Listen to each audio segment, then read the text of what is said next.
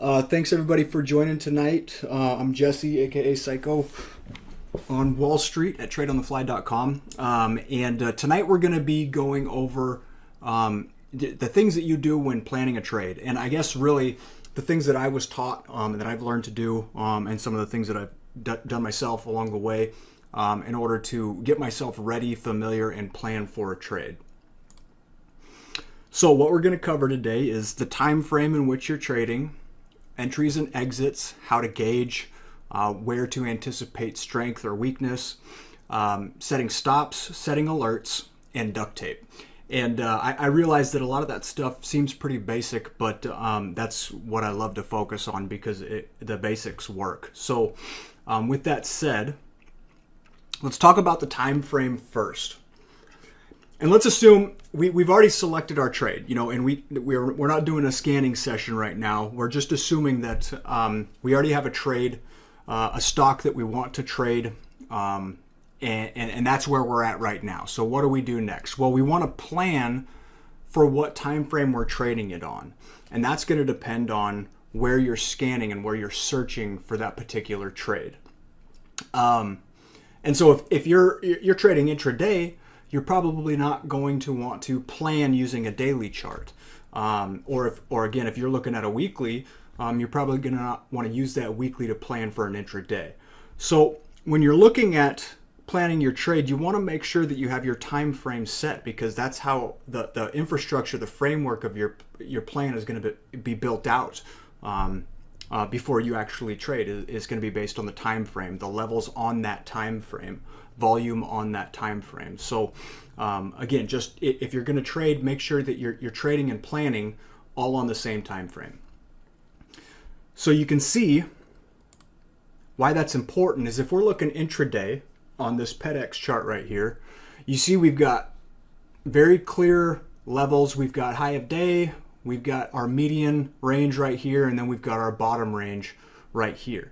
And that's on a 15-minute chart. So if I was going to plan a trade on this, those are the levels that were going to be important to me. But you can see those levels change quite a bit when you zoom out and look at it on a daily chart. And this is what I base all of my trading on, is a daily chart. I'll go in 5 minutes. Uh-oh. Anybody else lose sound? We still good? You guys can hear me? All right. Sue, I'm sorry. We may have to sacrifice you for the good of the crew tonight. Okay, good. So going back to that, looking at a daily chart, your levels are quite a bit different. And you're also going to see different volume, and the slow stochastics are going to act differently based on the time frame that you're planning off of. And again, we're going to take it another step further and look at the weekly chart. Again, these levels, they extrapolate the farther out that you zoom. And it gives you a good idea historically of where strengths and weaknesses are, supports, resistance, etc. And then the monthly. Again, you can see patterns, levels, key areas, they all change on different time frames. So again, you want to make sure that if you're planning a trade, you want to plan that trade, scan the trade, and manage the trade all on the same time frame. Okay, entries and exits. So this is an example of what my plan was before I entered PEDX. And I'm just going to go through it. This is literally exactly what my plan was before I entered that trade. So you can see I wanted to go through and show you where I started watching it, what I saw, and then what I planned around that trade. So I've been actually watching PEDX for 3 years. It's probably one of my favorite stocks to trade. And so in particular, I'm familiar with this stock. But when I saw this sell-off start creeping back up, I started watching right here. And that's where that 6 area right there, that was the previous support that got smoked. And it was trying to break back up through it. So that's where I started watching as soon as it popped back over the 50-day simple moving average. And that's where I started developing a plan. And I did that because I saw, as I was watching it, the volume, the strength of this move up wasn't enough to take it through that 650 spot. And so I wanted to wait until things got a little bit reset before I entered the trade, and you can see how it plays out from there. So I started watching here on that first pop over the 50-day simple moving average. And then I started planning here because I saw it was having a hard time struggling to get through 650. And so I realized that this now may be an opportunity for me to get in at a better entry than where it's at if I can wait patiently for that entry. So here was my plan. I was going to trade the daily time frame, and I was trading off of this chart. So all of my entries, my targets, etc., everything's based off of this daily chart. If I want to look and see how things are going on a little bit more granularly, then yeah, I may go in down there and peek at the 60 minute, the hourly chart, or the 15, where things are really volatile, maybe even further down, but it's highly unlikely because you just don't, I don't see a reason to get that granular with the internal activity of a trade. So that being said, my position size target was 1,000 shares. My target was $7. And why my target was $7 is because I saw an inverse head and shoulders setting up here. I wanted to see that pattern start building out, which I did. And then if I'm going off of a measured move, then I can see a gap fill and an overshoot up to that 750 mark right there, which would probably be, it would coincide with the first attempt to break through the 200-day simple moving average, which logically would be the next step up if this was going to continue a move. So, my first entry, that I put it at 565. The reason why I did that is because 550 was going to be their support. 550 was that previous support. And so I wanted to start small, get a piece, and leave myself room to add at that 550 if it held or around that area. So I'm not too concerned any longer. I used to be a long time ago when I was trading, I was concerned about pennies when I was trying to trade for dollars. And so I switched it up now, and I like, to pick up my entries at not exact areas, but within, 3% of an area or so, just to make sure I don't miss a move, because I'm trying to hold out for a couple more pennies. That's just not how I work in the grand scheme of things. If the trade doesn't work, a couple pennies aren't going to matter. If it does work, a couple pennies aren't going to matter. So I don't want to sacrifice that move because of some indecision over a couple pieces of copper. So first entry was at 565. It was this day right here. I wanted to see if this was an actual breakdown of that 50-day or a retest. And so I started right here at 565. On the next day, that area, that low of the day, held from the previous day's session. And we had an insight. We closed inside the candle, and then we got right back up. And see, that's the thing, is it's right at the 50-day SMA. And if you guys have watched any of the other videos, or obviously you stay up and chat, I use the 50 and 200 religiously. So when I saw it hanging around that 50-day, and I didn't see huge sell volume, I already had my next step of the plan was great. So second entry, if it breaks 580 on volume, everything is on volume, and we can get specific about that, but we're just going over the overview, the framework of planning a trade, and we'll probably do something again a little bit more granular a little bit later. But so here's what I wanted to just stop real quick and talk about is in a plan. My plan is based solely around what ifs. I want to have my thought process, my plan in place, my stops, alerts, etc. I want to have all that in place before I enter a trade. And when I do that, that means that I want to be prepared for those what ifs. If it goes up, what am I going to do? If it goes down, what am I going to do? If it stalls at this area for a certain time period, what am I going to do? So that's what I walk through when I'm building out my plan. So that second entry is if it breaks 580 on volume, I'm going to buy 375 shares, and that would be my second buy-in.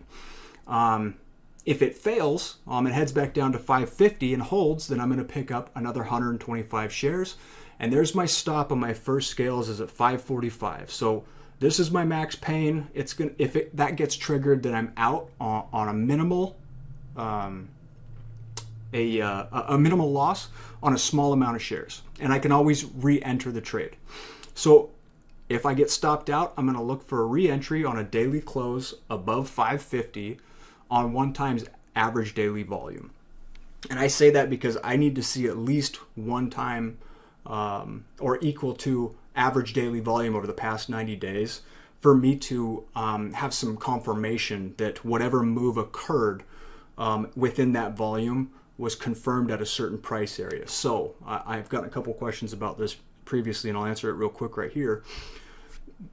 I say I want to see 750,000 shares minimum through $5. And this is just a hypothetical scenario.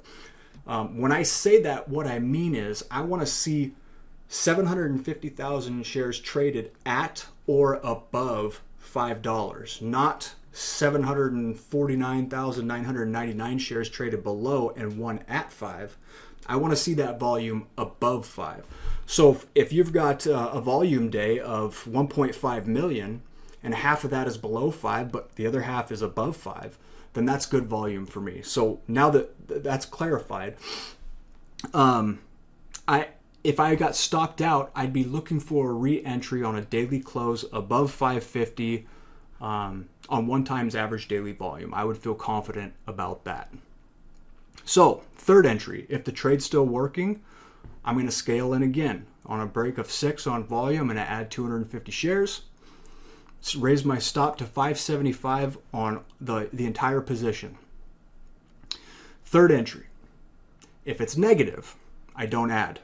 Stop raised to 575 on all scales on my entire position, because if it's failing at 6, I want to see if it's actually failing or if it just needs another attempt to break through. And I would encourage you guys to go back and look at a lot of the charts that have broken out over the last couple months, and you'll see over and over and over again a rejection on the first time there's an attempt to break through a key area, whether it's a key resistance area or a key moving average. More often than not, it takes 1 or 2 times to break through. Now that's kind of that wiggle room right there, because the longer it doesn't break through, the more chance that it's going to break down. But when you guys see a breakout occur, and you'll see it right here, here's that 650. We'll use PEDX as an example. So on the first attempt through 650, it didn't fail, it just made a quick attempt. And it tried right at 650 a couple times, failed, got weak, and then there you go, back over 650, failed. This is the last time. So if this doesn't break through 650, if this rejects again, then I'll consider exiting the position, because the longer it's going to take to break through that specific area after that many tries, the less confidence I have that it's going to.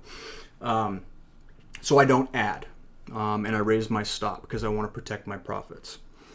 So that fourth position, if it breaks through 6 and it breaks through 6, or it breaks through 6 and it held and it's going through 650, I'm going to add another 250 shares, and I'm going to raise my stop to 635 on all shares.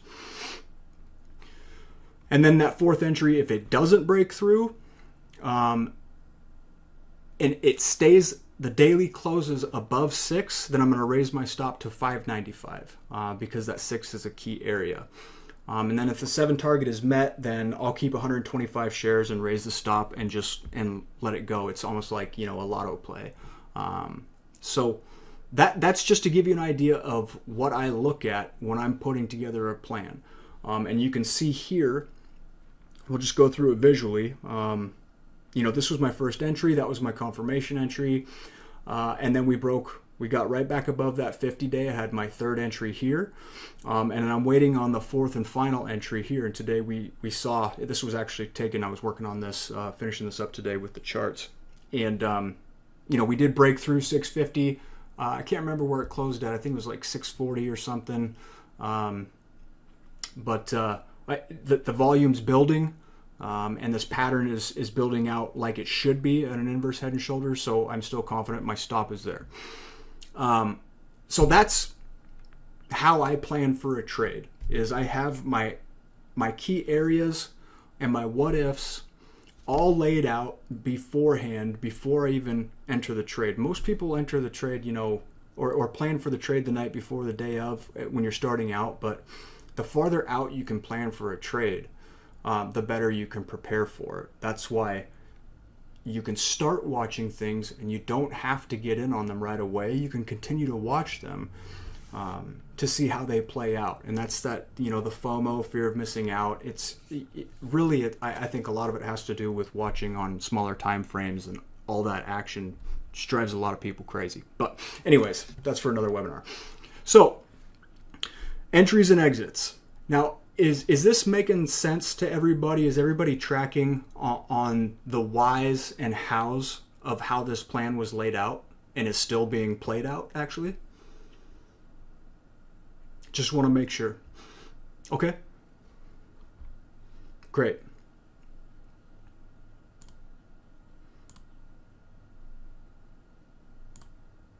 Okay. Utilizing stops. Matt, I'll talk about that as soon as we get done, and I'll pull up a couple of examples. That's a good question. So utilizing stops. I guess you either use stops or you don't. There's really two camps. A lot of people think stops are stupid. I think stops are key to my trading, so I use them. And there's very specific reasons. And the first one is to protect my account from something like this. So I was in RLGT from, I think, mid-5s. And I loved this chart. I thought it was a great chart. And I thought that it was going to explode a lot higher, especially with the way things were building out. But, one of those things you just don't know. Volume just hit on the sell side like crazy. And there was a negative article out by a firm that was short. And they're a pretty reputable firm, too. So it's not, I would rather err on the side of caution. But I had to stop in anyway at 585. So it protected me from that. And that's a what if. What if something like that happens? And what if you're not around to catch it before it goes down and enter the trade manually? Well, that's why I use stops, to protect my account from instances like this, from situations like this. And then the other reason is to protect my account from me. And over 5 years now of almost of trading, still, my one weak point is thinking that I'm right or adding to losers. And so to prevent myself from doing that, that's why I use stops. So I just don't have a chance to. The stop takes care of it. And these are both trade examples. So with your, I just assume this is it's a huge chart. It looked to me like it was going to break out. We're just doing a little retest right here. And it just continued to go weaker. And I had to stop in at 185, so I saved myself from another, 40 cents of downside. And on a stock that's, let's just call it $2, that's an additional 28%, 27.5%. So that's, again, another example of why I use stops, to protect myself from myself. And again, that's why we have a plan in place anyway. Alerts. So this is outside of like alerting you to buy. I think this is one of the most underused tools that is free and just comes basic that I hear talk about. I use alerts religiously. And the reason why is because I don't want to be at my computer all the time watching levels on the screen. So when I have stops in place. So I don't need to know when something hits one of my areas, because that's part of my plan. I don't need to know when something triggers a stop order, because it's part of my plan. I'll find out about that when I check on the action at the end of the day. I also don't need to be notified if a stock blows through a huge level or the next step up, because it's part of the plan and I have things in place for that. But what I do want to be informed of are things like high changes of volume versus average. You can set alerts for volume. You can set alerts for stocks touching or bouncing off moving averages, or VWAP throughout the day. There's alerts that you can use for any situation that I think you can think of. But the reason why I use alerts is because it's like an executive assistant that's watching everything for you during the day and keeping you up to speed when you're not at your desk or you can't be there. And so while I may not want an alert if something's been stopped out, I may want an alert if I get a large amount of volume at at a higher area. So if I'm in a stock that's at $10 and I have my stop set at 850, but there's some serious sell volume that occurs at some point during the day, I can get an alert for that. And that's something that I do want to be aware of. If I'm getting an alert and it's showing me that there's some crazy sell side volume, and I can save myself 5 to 10% just by having, quote unquote, my executive alert ping me and say, hey, volume's coming into the downside on this stock. That's a useful tool. That's a really, really useful tool. So I try to use that as often as possible to keep me informed, because I trade to be away from the desk. That's the goal, is to be away from the desk. And so that being said, if I do need notifications, alerts are an easy way to set that up. So here's just some examples of some alerts intraday. You can set an alert for a break of this 640 area, or you can set an alert for, you've got to stop at 610, but something breaks down at 620 and it's got high volume with it. You can set an alert so when that happens, again, maybe you can save yourself a couple of points on that stop just by getting an alert beforehand.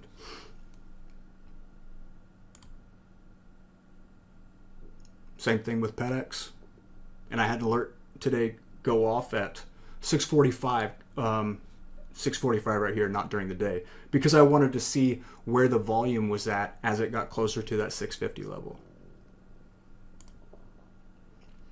So, lastly, duct tape. Step 1, get some. Step 2, use it. Step 3, be patient. Stops protect your account from the market, and duct tape protects your profits from yourself.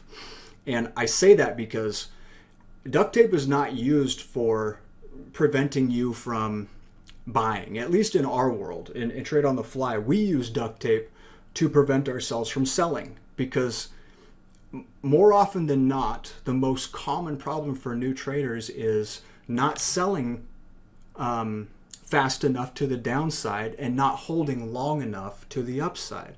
And everybody says it, don't mess with your winners. And it's true. If you want to ride your winners until they're done winning. I mean, that's as simple as it gets. And you can do that by adjusting your stops and having that plan in place. And that's why I leave some shares on if it goes above that 10% mark, because I want to see what else it can get. It also might provide me a great opportunity to re-enter a trade if it keeps going up, and give myself a nice starter average on a re-entry. Yeah, so the duct tape is in place to prevent yourself from risking your profits due to your own decisive decision making. And again, it's for the sell side. On the buy side, we like to wait for the entries. One of our old members had a phrase that I love to use, and it was, we don't chase, we make them chase us. And that's why, again, if you go back to that PEDX chart, I started watching a couple weeks before I actually entered the trade, because I wanted to see how things were playing out within those areas. And so the duct tape, again, keeps you from selling too early when you've got good ones in the bank. And that's that step 3, be patient, and make sure you let the chart tell you when it's time to sell versus you deciding when it's time to sell. The planning part doesn't have to be difficult. It's just you have to force yourself to do it. And that is so you have an idea of what is going to happen when you hit certain areas in your trade before you even get there. And that, again, that eliminates indecision, hesitation, making rash decisions, illogical decisions, listening to the noise outside. And we always say that, tune things out when things get crazy, because your plan is there. That's that foundation to take you through that with clear focus, and you're sticking to the plan. Thanks again, and you guys have an awesome evening.